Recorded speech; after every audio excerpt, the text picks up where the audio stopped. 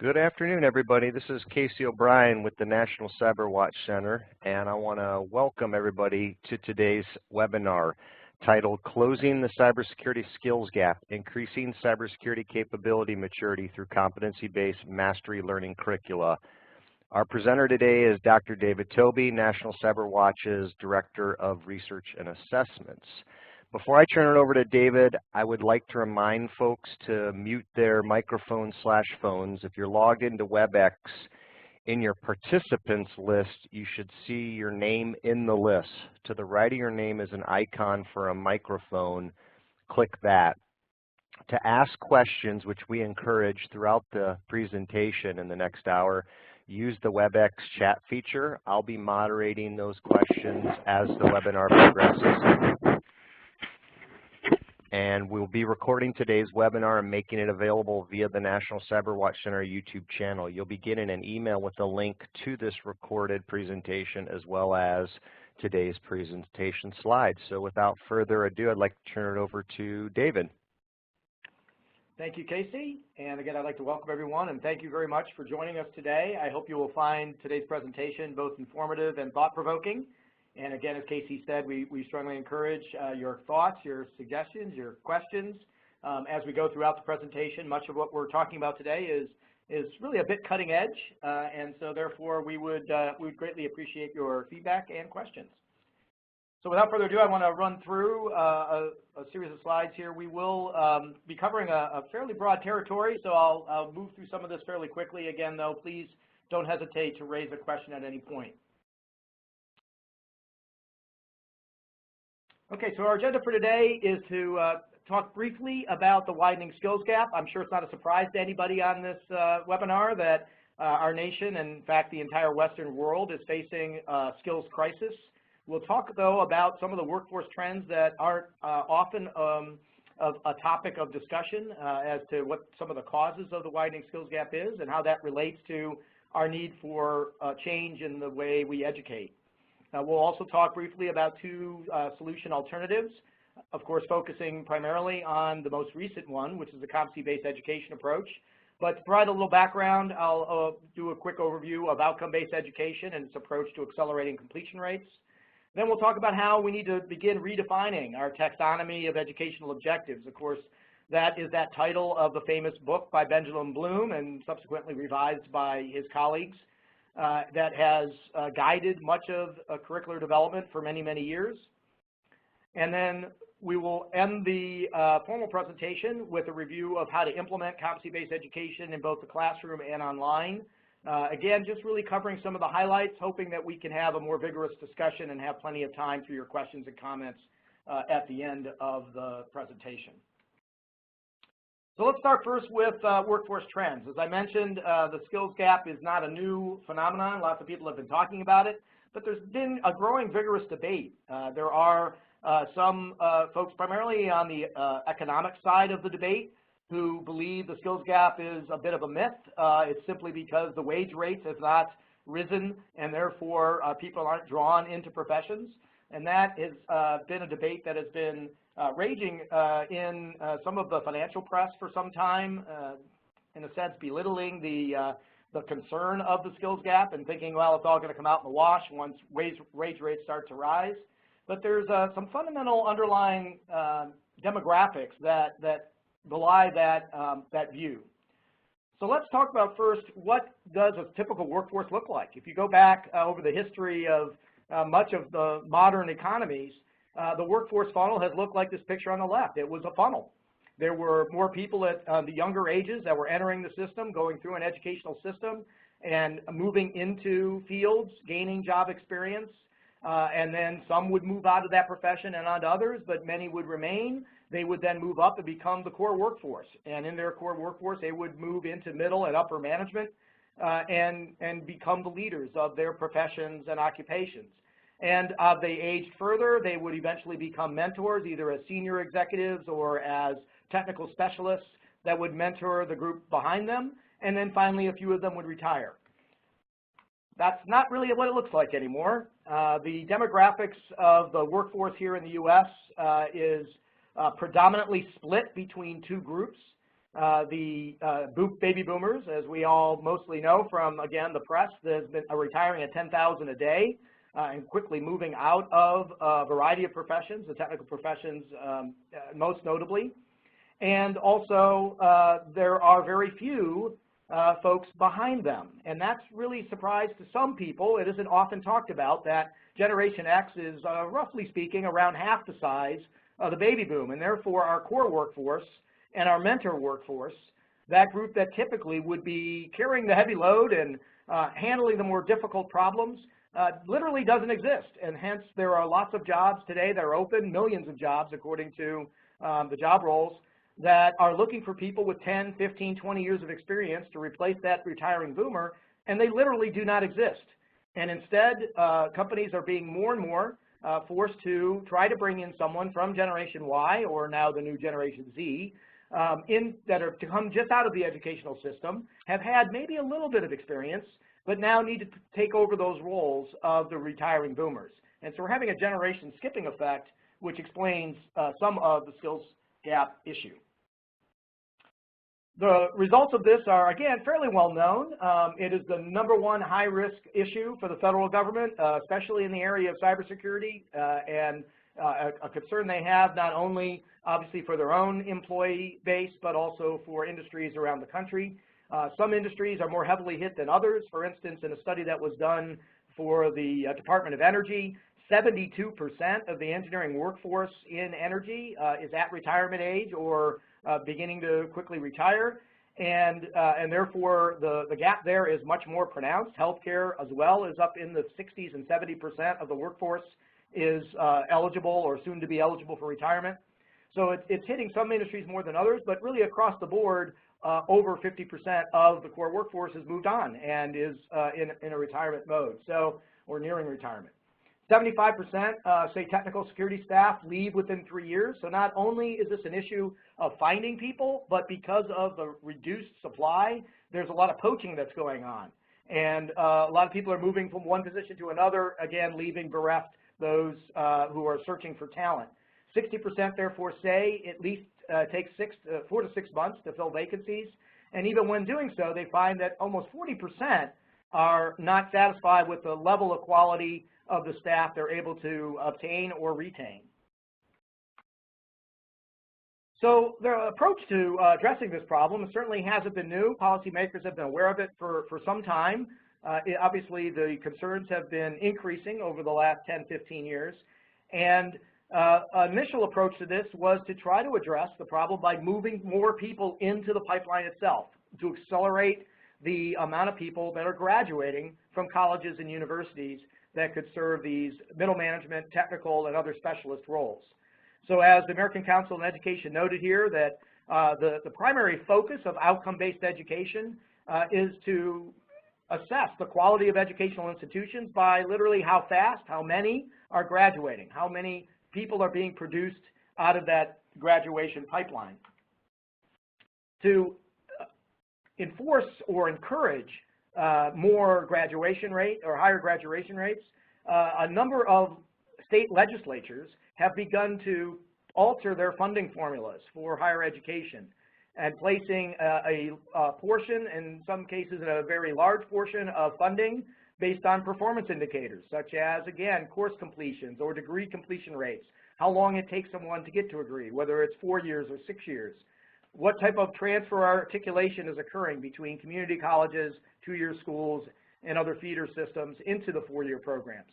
Of course, the number of degrees awarded, especially in the disciplines and fields that are being most directly impacted by the retiring boomers and by the increased need in the case of cybersecurity. It's not just about retirements, it's about a whole new field and new expertise that people need, and therefore that dwindling labor supply is becoming a real competition. And so also there's a concern for how do we bring a more diverse workforce, that we can bring people from other typically non-represented populations in the technical fields into the technical fields, either folks of low income or minorities. So again, the state legislatures have been very focused, perhaps even excessively focused, on this issue of degree completion and graduation rates. One of the examples of how states have implemented this, at Purdue University, I'm from the state of Indiana, I teach at Indiana University, and Purdue recently, as in September of this year, announced a new program they call the Degree in 3 program. And as you see here, a quote from Mitch Daniels, who was a former governor of the state of Indiana and is now the Purdue president. The key from their perspective is we need to get people out quicker and cheaper. The idea is if we can find a way to discount higher education, then perhaps we'll get more people coming into the pipeline. And so the quote here from the Dean of the Liberal Arts Program, I think pretty much captures the tenor of this idea, which is that Purdue is a place for students interested in a faster time to degree. So you come to Purdue so you can get out quick, and it will cost you less. The principles of outcome-based education actually have been around for a while. I'll talk briefly about where they began in a minute. The core mission, however, as we kind of just alluded to, is to increase the number of qualified students, or at least identify who are those qualified students. And the way those are identified is to test them on the concepts and the principles and the methodologies that are taught in the classroom, to rank them in accordance to their accomplishments via their peers. So to look at norm-referenced rankings that determine who's in the upper crust, who's in the next group down, et cetera, and then cutting off a portion of the entrance into the workforce based on whether they were able to achieve those highest levels of qualification. So effectively, a core mission of outcome-based education is to focus on developing the best of the talent and creating a way to filter out those who might not be able to successfully navigate through the educational pipeline. This is achieved by focusing on institutional credentials. So degrees, grades, certifications, the outcomes focus of outcome-based education is on the result that someone achieves at the end of their educational journey or throughout their educational journey in the course of grades or in some cases micro-credentials or micro-certifications. The objective focus, the measurement of success in outcome-based education is the student success rate. How many students are graduating and what time frame are they graduating in? So efficiency is measured by the number of students that are able to obtain at least minimum proficiency in the time allotted. So within a semester, within 4 years, et cetera. Effectiveness is similarly determined by the number of correct answers that are provided in the summative tests that are given throughout the educational process to identify who is understanding and effectively applying these principles, techniques, tools, et cetera, that are being taught in the classroom. The focus, therefore, is really on the ends of learning, hence the name, outcome-based education. But there have been some challenges raised to outcome-based education. As I said, it really stems back pretty far, in fact, 1968, which I'll come to in a second. But the first challenge to it was really raised by John Carroll in 1971 when he noted in a study that students in the bottom 5% of a course can require as much as 5 times longer to learn the material than those in the top 5%. Most notable about this, though, is he said if they had the time, if they were given that 5 times longer to work on the material, they would achieve just as much as the top 5% did. But the issue was more time to assimilate the knowledge and skills that are being developed and have an opportunity to progress at their own pace. Of course, if we just run the math on this, if a simple course that takes place in 1 semester means I would need 5 times longer, so I need about 2.5 years for the bottom 5% to achieve what the top 5% would achieve in a semester. Thus, learning speed is really dependent on abilities. The biggest finding, one of the most important findings of the learning gap work that John Carroll conducted was that our entering abilities, typically those things focused on verbal abilities, memory abilities, spatial abilities, those things that oftentimes are assessed with generalized intelligence tests or aptitude tests such as the GRE or the ACT, they are ideally focusing on selecting those who at the start of their education are ready for some of the advancements that they will need to undergo based on their native, if you will, although not necessarily native, but at least developed abilities or intelligences. The steepness of the curve, how quickly somebody can move up it or slowly someone will move up it, was also found in Carroll's research to be predicted by two very important things. One, the opportunity to learn, again, relaying back to that time. If I had sufficient time available, I could get to the criterion attainment and achieve what the best of the best would be able to achieve.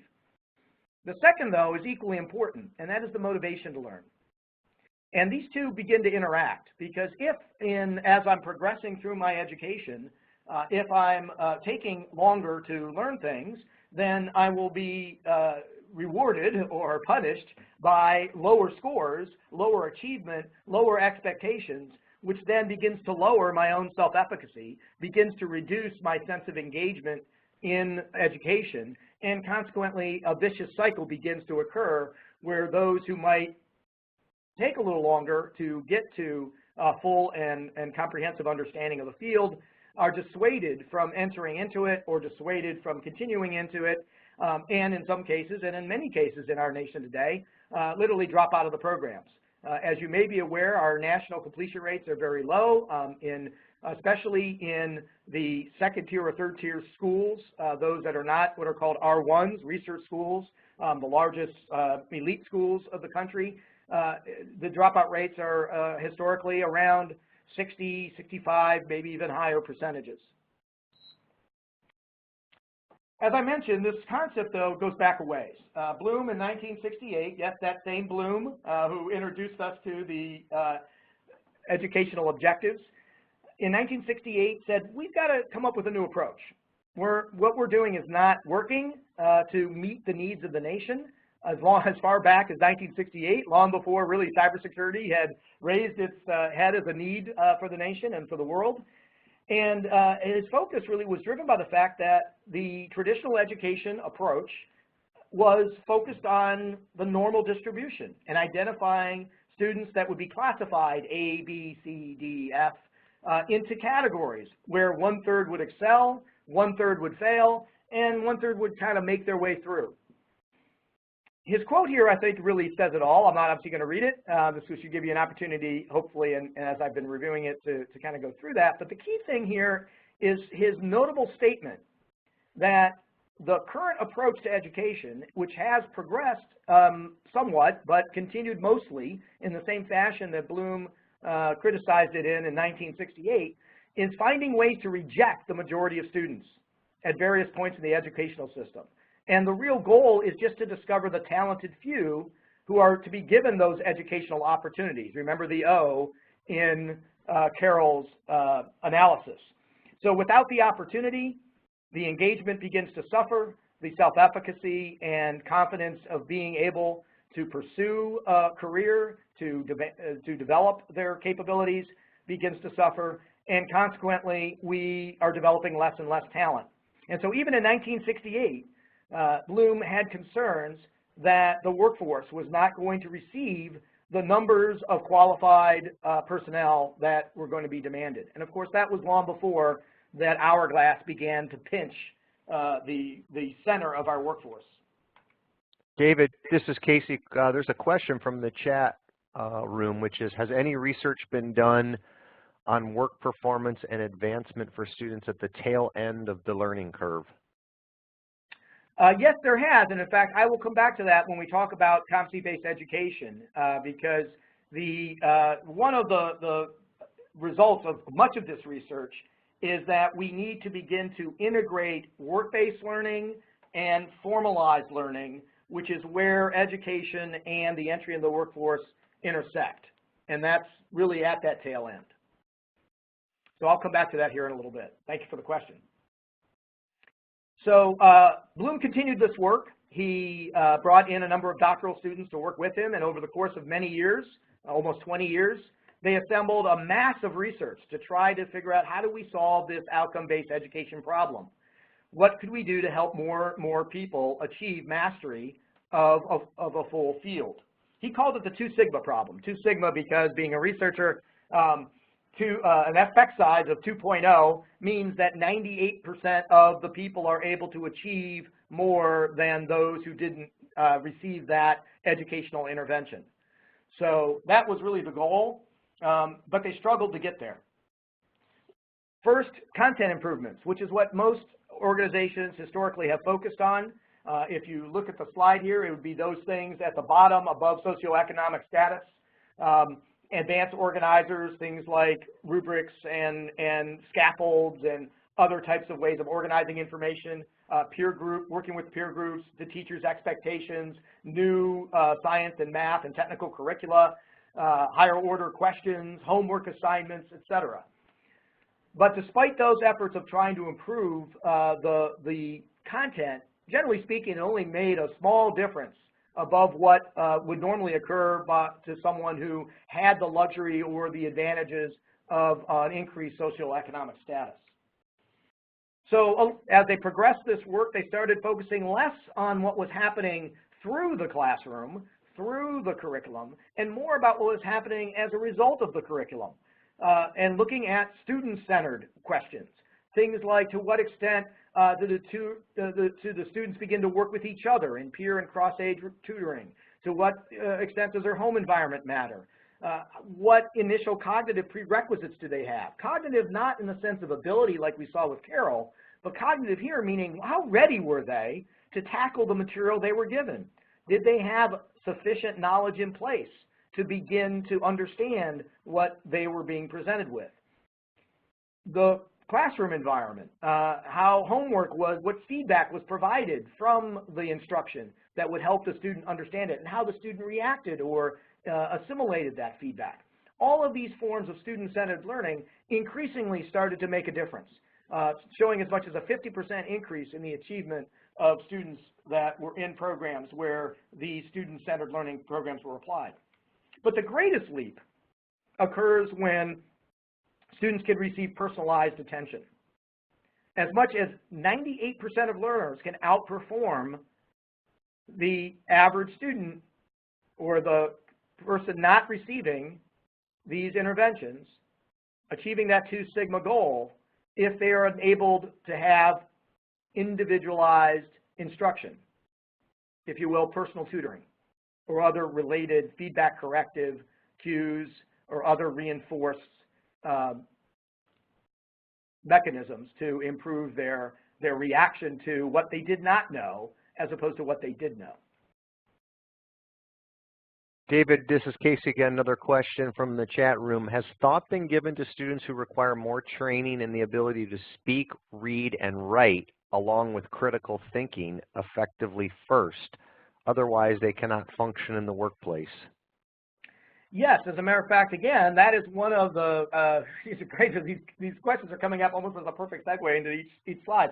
That is also one of the challenges that Bloom and his team recognized. And again, some of that we have to be careful not to use the terminology of abilities. Things like critical thinking are abilities that, yes, may exist prior, but also can be developed. And that is probably one of the most pronounced and important findings that has occurred over the last 20 years in learning science, is that intelligence is not fixed. It is something that can be grown and developed through the process, and that it is heavily dependent upon, again, understanding readiness and understanding how instruction is delivered, and specifically when to introduce specific interventions in order to maximize the learning curve. And that effectively is what is involving accelerating mastery. So again, perfect segue. That's what led us to start to think about competency-based education in the learning sciences. And so this definition, which specifically relates to the workforce concern that was raised, that has typically been called practice-based education or competency-based education, because it is looking at where specifically does education begin to intersect with occupational needs, with workforce requirements, with job demands. And so the goals of competency-based education are really built around this concept of capability. How do we mature the capabilities, which include things like critical thinking and other types of analytical techniques, as well as general knowledge and skills. And so this occupational focus is something that really differentiates the competency-based education programs from those that were outcome-based. It is more looking at the workforce and job requirement backwards into education rather than looking at the content that education produces and projecting out what the workforce might need. So what does this look like? As we look to progress, first, proficiency. Proficiency is that fundamental understanding of a domain. And key to that is something called a threshold concept, which, again, research has shown us is basically the beginning of opening up an entire world of learning to an individual, that you have to pass through certain thresholds. You have to effectively be transformed in a way that allows you to now have the capacity to understand more advanced issues and to think more critically and to apply the knowledge you're gaining in more effective ways. Thus, mastery learning really begins with identifying what are these threshold concepts. What are those critical gateways to expertise in each and every field and discipline that form the base of the declarative knowledge, the base conceptual knowledge of a field. Then once we have that, we can begin to move to apply that information in understanding how to perform certain functions, procedural knowledge. Once the procedural knowledge has been gained, we can start to look at how that procedural knowledge differs under varying conditions and how it varies as someone progresses through applying knowledge in the field. And finally, what has become most recent from the developments of learning science is understanding how people actually develop ability. As I mentioned in response to the last question, abilities are something now that we realize can be developed if the educational environment enables scenario-based learning, enables us to look at where conditions are occurring and specifically to very systematically ramp up the level of difficulty that a learner has to go through in order to apply the knowledge and skills that they have developed under varying scenarios. And much of this work came from research that was done by the military, who was trying to figure out a way to have a much smarter approach to the military. And of course, they had the benefit of the nation's capital behind them. And so they were able to invest hundreds of millions of dollars in looking at truly how do people learn and how do we accelerate that learning and how do we move them and move everyone much towards mastery. And what they discovered was the key to that was something they call VUCA. VUCA is volatility, uncertainty, complexity, and ambiguity. Initially, these were terms applied to trying to understand a battlefield, but increasingly what we've learned in working with the varying groups of military units is that these are actually levels of difficulty, that when I apply a conditional set of knowledge, first in an environment that's highly volatile, where I'm getting lots of information I need to pay attention to, that adds difficulty to understanding how to apply this knowledge. Once I overcome that, I've raised up my ability to handle volatile environments. Then I'm faced with uncertainty, where I'm missing information. Lacking that information, I have to fill in those gaps before I can address that volatility. Then we've raised the difficulty even further by adding complexity, where the information sources not only may be missing information, but now they're actually offering conflicting information. And I have to deconflict before I can fill in the gaps, before I can manage the volatility. And then finally, ambiguity, where even after I've deconflicted, I may still have multiple paths. It still may not be clear which is the best path, or the only path, if you will, to an answer. In many of these more complex domains, and cyber certainly is one of those, there are often many possible paths to a solution, and it isn't always clear what is the best path, let alone having only one path to choose from. And much of prior education has been focusing on the one answer as opposed to the ways of getting at many answers. Again, going back to that question of critical thinking, one of the ways you develop critical thinking is, first of all, recognizing that there's no simple one answer, that I need to actually look at varying perspectives, varying dimensions, and gain a more holistic view of these problems in order to resolve ambiguity. So by introducing volatility, uncertainty, complexity, and ambiguity very carefully at an appropriate stage of the learning process, as someone that has developed not only proficiency but has begun to develop skill, we can now start to develop ability to respond to the unknown. So this is what that looks like. Accelerating mastery comes through developing that maturation of capability. It begins first and foremost, as was alluded to by the question, it begins with understanding, where am I today? What are my current skill sets? What are my current knowledge? What's my current knowledge base? What do I bring to the learning situation? How ready am I for the material that I'm going to be given? And then based on interacting with that material, I will develop understanding, I will begin to master it, but I also may develop misunderstandings, or I may develop misconceptions, which may prohibit my ability to develop new understanding. And I'll talk more about this in a minute and give you some definitions that'll make, hopefully, this a little clearer, but there's a fundamental difference we've discovered in learning science between when people misunderstand or lack information to understand a field, and those that have misconceived it. A misconception will literally block them from future learning. In the research that's been done, these are called knowledge shields, that individuals raise a shield to further learning when they strongly believe they know the answer, even though that answer is wrong. And so in order to get them to become reflective learners, to move beyond that misconception, we have to start introducing misuse cases. We have to let them fail in a very constructive way so that they appreciate and begin to viscerally experience the fact that they have a misconception, so that they will revisit it and begin to alter it. And so in order to gain true mastery, we begin by first making sure somebody is ready. Second, that they actually have proficiency in understanding before we move them into hands-on learning. And this is, again, one of the most important recent discoveries, is that if you move somebody into hands-on learning before they've gained proficiency, they may use that skill development exercise, and really skills only come through practice, not through lecture or other types of instruction. It's only by doing that we actually develop skills, because skills really are just habits that get formed and habituated. And therefore, just like I can have good habits and bad habits, I can have good skills and bad skills. So if I become skilled at misconceptions, or if I become skilled at misapplying a particular set of knowledge, then I will need a different kind of intervention. And it's more difficult, just like with habits, it's much more difficult to change a habituated misconception than it is one that is still in the mere knowledge stage. And therefore, we want to make sure that proficiency has been gained before we introduce the hands-on learning. And so that's a key element of this acceleration of mastery.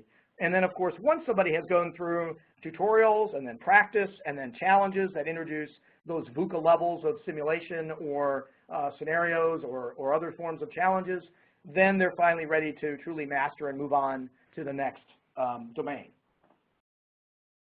So, in summary, principles of competency-based education in similar fashion to the way we outlined outcome-based. The mission here is no longer really looking at what are the results of education, but rather, and not simply looking at are they qualified. In fact, it's the opposite. We're more interested in what they don't know than what they do know, because what we're interested in is how do we create capable learners. So the criticism of competency-based education that many in outcome-based have suggested is it teaches to the test. And they're absolutely right. It does teach to the test, because the test is designed psychometrically so that you can teach to it, so that it just doing the test doesn't equate to being able to just move on, that the test itself is designed in such a fashion that I don't really know if my answer was correct, but I do get an ultimate feedback that I did reasonably well or reasonably poorly. And therefore, since I don't know what the answer was that I got, how that answer relates to the right or the wrong answer, but I do get feedback that says I need to continue to improve, I have to start to reflect on where I need to make improvements. And if anything that we've learned from the most recent advances in learning sciences really come from the neuroscience of learning, and that is the brain is a muscle. And just like any muscle, in order to stay fit, it has to be exercised. And in order to be exercised, it has to sweat. And sweat sometimes hurts. So I have to actually go through a bit of a somewhat painful process internally that I have to struggle in order to truly learn, in order to truly gain deep understanding. And that's what the teaching to the test correctly done achieves to create capability.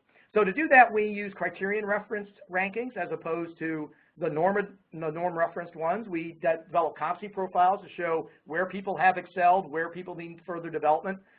Probably the best example of this is a gentleman from Citibank who ran their security department there, referred to these once as scouting reports because it gave them a way of understanding where someone fits, but also where he could help an individual further develop. And then the objective, of course, testing then is no longer to discover what the right answer was, but what that individual misunderstood, misconceived, or misapplied in order to determine are they ready for the next set of material or whether they need further instruction. The goal here, therefore, is achievement of mastery. We break out now proficiency from the development of competence, from the development of mastery, where proficiency is focusing solely on development of that knowledge of the domain, and then once they have proficiency, moving them into the skillful application of that knowledge so that they can create competence in performing and performing it correctly, skillfully, rather than misapplying it also skillfully and having a difficult time achieving the next level. So mastery then, through the application of the systematic altering of difficulty, is able to now help people transfer competence to varying domains, to new situations. That, in a sense, is almost the holy grail that Bloom was seeking. The reason Bloom was seeking a 2 sigma change was this almost mystical concept in the past of learning transfer. In many environments, learning transfer is very difficult to achieve, but by providing a very systematic approach, competency-based education has been shown to do this. So the objective, therefore, is the learning success rate. How broad somebody's mastery becomes within a certain amount of time determines the efficiency of the instructional process, and the number of learning errors that are eliminated in the process of developing someone's understanding or capability is determining the effectiveness of competency-based education. Thus, the focus is really on the means of learning, ensuring that everyone has a readiness to learn the next thing they will face, and enabling them to accelerate when they're ready to accelerate, or to take further time when necessary to do so. And in every case, though, it has turned out that by taking this very systematic approach, the early studies are suggesting everyone can accelerate beyond what they would have under the traditional outcome-based methods. So DARPA did a study of applying these principles and techniques in teaching network administration.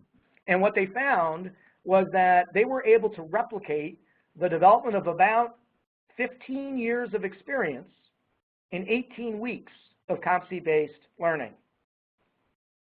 So let me repeat that. 15 years of experience. So the person coming out of their program was the equivalent of somebody who had been in the workforce for 15 years, had seen lots of different experiences. Because when we talk about experience, a lot of employers will say they want people of experience. But it's not really experience they want. They don't want somebody to have 1 year experience 15 times and not have actually learned anything in the process, not seen anything different, but just done the same thing for 15 years. What they're really after are people that have had experiences, that challenging environment where they're constantly having to adapt new techniques, develop new techniques to respond to the unknown. With this, a form of a simulated and programmatic and systematic learning techniques, DARPA was able to provide those same level of experiences in a much more condensed period of time, literally 18 weeks. So that's the focus that we're trying to achieve. Now, what does that suggest? Well, first, it means we have to kind of rethink of learning itself. We have to rethink of the objectives that we're utilizing in putting together curricula and educational programs. I like to say that education begins when a student fails to understand. Because if you think about it, if they know the right answer, they really don't need you. It's only when they really don't understand it or when they have a misconception that they need help to figure out what is the right way to do something or what is the right way to conceive something. David, quick question. Can you provide the DARPA reference? Yes, it is Fletcher. We can include that, Casey. We'll put the slides up, right, for people to access. Yep. So we'll include a bibliography at the end. I didn't this particular time, but I will. Very good. We can absolutely do that. Thank you, sir. Sure. So well, how does this relate to cybersecurity? So several years ago, the National Board of Information Security Examiners was commissioned by a corporate foundation and then the federal government to explore how to bring some of these capabilities and principles to the cybersecurity profession. As I mentioned earlier, unlike traditional education, which tends to look from sort of the educational view out to the workforce, since competency-based looks from the workforce back in, it began by developing an understanding of what is job performance? What does someone need to be able to do? What responsibilities do they need to be able to perform in order to be an effective cybersecurity professional, in order to produce secure systems? And that's what you see arrayed here on the left-hand side. Those were the major responsibility areas that someone needed to be able to develop capability in, mature their capability in order to effectively perform the job. On the right-hand side here, as you can see, there's sort of a natural curve that occurs that novices tend to focus on first, just the domain of knowledge of just identifying what some of these things are. As I gain proficiency, I not only can identify them, I can begin to perform tasks in a much more effective way, much more lawful way. I also can begin to gain a little more critical understanding through things like exploiting vulnerabilities. As I develop confidence, my score on performance assessments is obviously going to go much higher because I'm now able to do those things and not just talk or think about those things. And then finally, as I grow into mastery, I not only can do these things, but I can now help others. I can manage projects. I can translate and adapt what is going on to help people understand the real-world impact of threats. I can educate those who are not specialists in the fields, as well as those who are more junior members of the field. And, of course, recommend what to do in the case of 0 days or other types of new situations. So we need to rethink the hierarchy of learning objectives that Bloom introduced back in the 50s.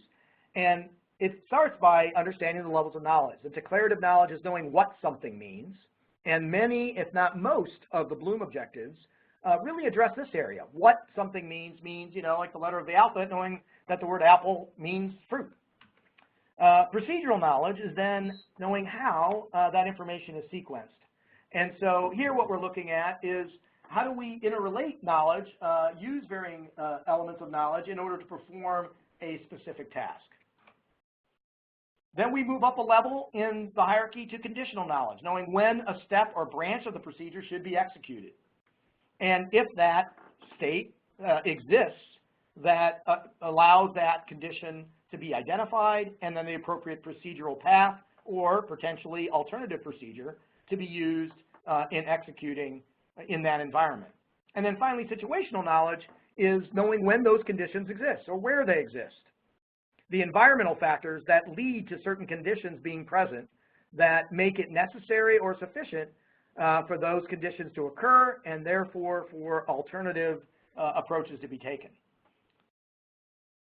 David, quick question from the chat room. Are K-12 schools using these resources to help develop cybersecurity programs? Not so much on the cybersecurity side yet, and part of the reason for that is many of the K-12 programs are dependent on external curricular sources, and those curricular sources in cybersecurity have not really embraced some of these new principles. That's one of the things we're doing in National CyberWatch Center. We have a national standards panel that is developing a new set of curriculum around these competency-based education, mastery, learning principles and techniques.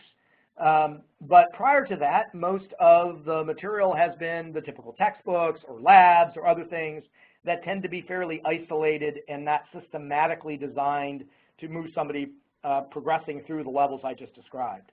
So it's still, it's new into cybersecurity. One of the reasons for this webinar is to make you aware that these curricula are going to be made available starting as early as January of 2018 through the National CyberWatch Center. We're going to be looking for pilot sites, and so if you're interested in piloting some of the early modules, we would be very interested in hearing from you. Perhaps something we could talk more about during the discussion section. But it hasn't been used as extensively. However, competency-based education has really taken over K-12 in other fields. In fact, the Gates Foundation and Lumina Foundation have been funding this for a number of years, and what they have found is that the acceleration of learning is quite dramatic. The RAND Corporation did a study of several hundred mastery learning, competency-based programs that were implemented throughout K-12 in things like math and science and other areas. Mostly, I will say, in charter schools and private schools, simply because of the difficulty of changing some of the more constrained, shall we say, learning environments in some of the state programs. But what they found was that the acceleration was dramatic, that the scores achieved in achievement tests were greater, that more importantly, most students were able to achieve the levels of what historically has been only that top 1/3 or top 10%. So it has been quite dramatic. As we begin to implement these, we also need to rethink the way we inform students about the results of their learning.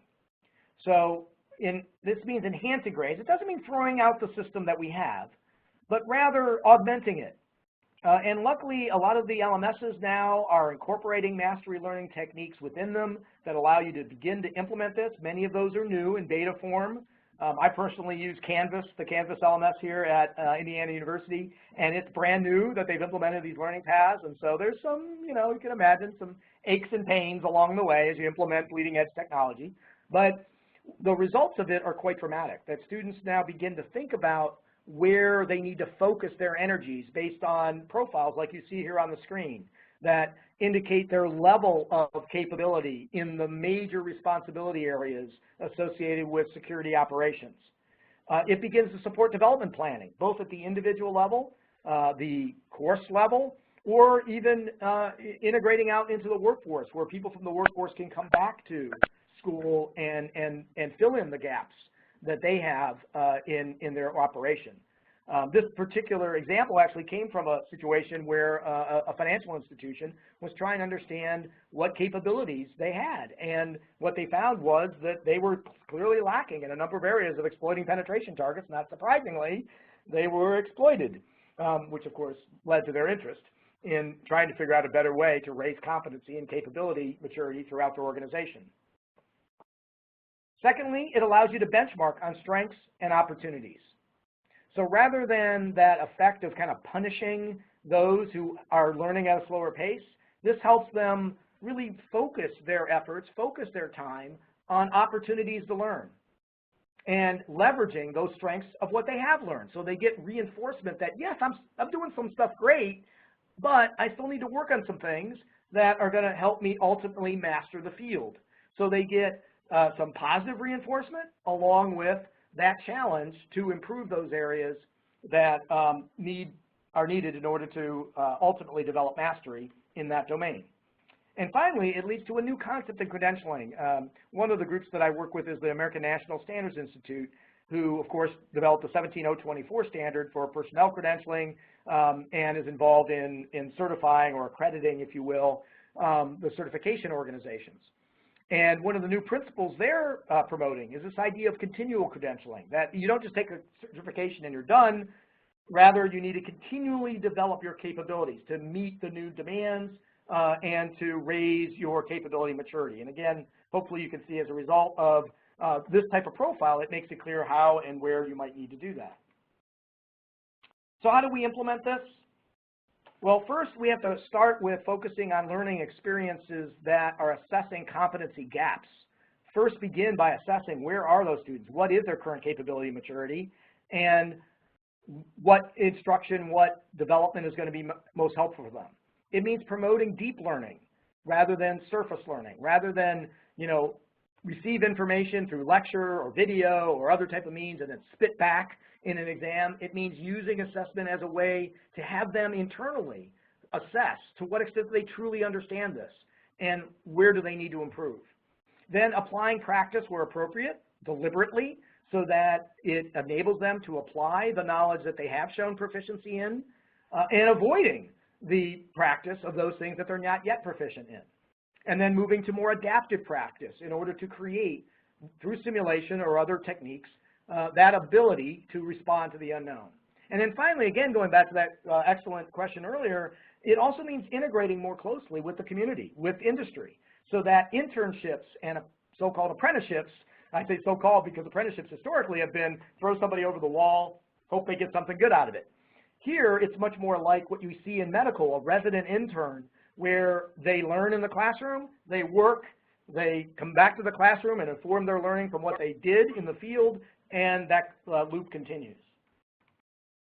It also means changing the way we assess from one time at the end or iteratively throughout the course, and rather doing it continually, embedding it every step of the way. So the assessment itself becomes a learning engine, where we're looking at to what extent are they confident in their learning, and each student getting an understanding of, are they confident in their understanding?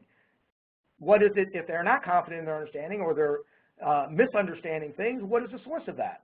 Is it an insufficient understanding, a lack of knowledge? Is it misunderstanding that they just haven't quite put the pieces together? Or do they actually have a misconception where they believe strongly, but they believe incorrectly? And what you see on the right is the results of some of this. So typically what we see is students confidently understand, meaning correctly understand confidently, somewhere around 15 to 20%, occasionally as low as 10% of material. And then over the course of multiple iterations of formative assessment, they can eventually reach up to 80 to 85% on average. So they don't still maybe not get 100%, but they're really close to mastering those concepts after a course of just 5 or 7 learning cycles. This is what that looks like, and I'd like you to reflect on the fact that in many courses today, people get one shot at taking their assessment. So that would be that one down there. We're about, on average, on a 4-point scale. In this was from a real case, so it happened to be a 4-point scale. They were only getting 0.5 out of 4. And the second time, they jumped up, but still quite low. Then they started to flatline a little bit, and then all that confidence assessment, that working of the brain, started to take effect, and up to about 7 attempts when they fully mastered it at 100%. So the key is an enabling program that allows students to have 5, 7, maybe even 10 attempts at each and every learning module that allows them to build that confidence, to develop that understanding, and to address, with instructor guidance, the misunderstandings and misconceptions. As we end the formal presentation, I'd like you to also understand how this relates to that outcome-based education. So outcomes still are important, and they're still recognized and valued by industry. But now what's happening is we're shifting the emphasis more towards the idea of stacked credentials. Maybe I don't even have to have a degree. Maybe the degree becomes more optional. And along the way, at least optional to that first employment, maybe along the way in my first year, maybe even after my first semester, and I gain some micro-credential, I can begin applying it in the workplace. And then I continue to develop and add credential upon credential as I learn and work and develop as I go forward. That would allow us to bring more people into the workforce, bring them in capacities that are aligned with their capability maturity, and be developing that capability maturity much faster because they're able to practice what they've shown proficiency in understanding. The result of that should be to reduce our time to mastery in the way that DARPA found throughout their analysis. David, there was a question which is, for CBE, does CAM that include capture the flag or cybersecurity games? Yes, in fact, cybersecurity games or game-based learning is especially valuable in that latter area. So one thing that we had done early on, and in fact led to some changes in the development of the National Cyber League, was we discovered that if you put somebody into an environment where, a gaming environment, where they're not yet of sufficient proficiency, that the gaming environment becomes overly challenging, it actually has the opposite effect you would hope for. It causes disengagement. It causes them, in many cases, literally just drop out. Say, I'm not good enough. I can't do this. I better go do something else. And so in order to encourage engagement in things like cyber games and competitions, we need to ensure game balance. We need to ensure that that game is at the appropriate level of challenge given the readiness of that individual. So once again, these can be applied as a way to gauge or identify when someone should be entered into a competition or the type of competition that they should be entered in, so that competition enhances their learning rather than disengages or dissuades them from pursuing the profession. Excellent, excellent point. Let me ask a question. How do we combine modules of learning into pathways that are agile and adaptable to a changing labor market? That's a great question. So one of the things that again, I mentioned earlier we're doing is we are developing a set of ongoing panels. These will be standards entities, very similar to what IEEE and others have done over the years in technology standards, but now for educational learning standards around competency-based mastery learning. And like those other technology standards, they're always evolving. There's always changing. And so therefore, first of all, I'd like to ask all of you to consider engaging with those panels and being a member of the CyberWatch curriculum standards panels in order to contribute that expertise and help us continually evolve and develop these.